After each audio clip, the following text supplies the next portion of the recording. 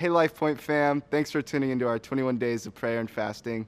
I'm Joshua Price, one of our students here at LifePoint, and I'd like to talk to you today about rest. As Americans, our culture is run on busyness. This idea if we aren't always doing something, our lives aren't fulfilling. Jesus calls us to not be like the world.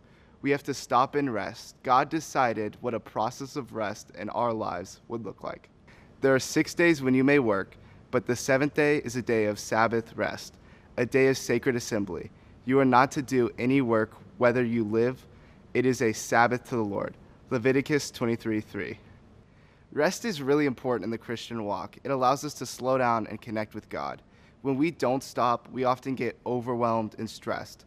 We lose our focus and vision that everything we do is for Christ. Jesus shows us how not to lose our vision.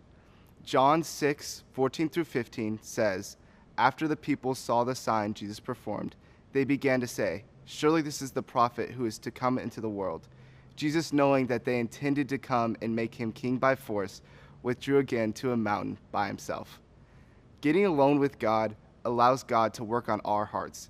It also helps us when we live in the world to look more like Jesus. The closer we get to God, the more we look like him. So what does Jesus say? "And when you pray, do not be like the hypocrites, for they love to pray, standing in the synagogues and on the street corners, to be seen by others. Truly I tell you, they have received their reward in full. But when you pray, go into your room, close the door, and pray to your Father who is unseen. Then your Father who sees what is done in secret will reward you." Matthew 6:5-6.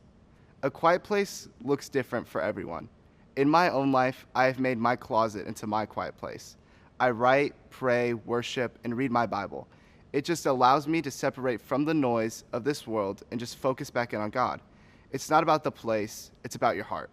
God just wants to work on your heart, and I want to call you to find your quiet place and to let God work in your heart.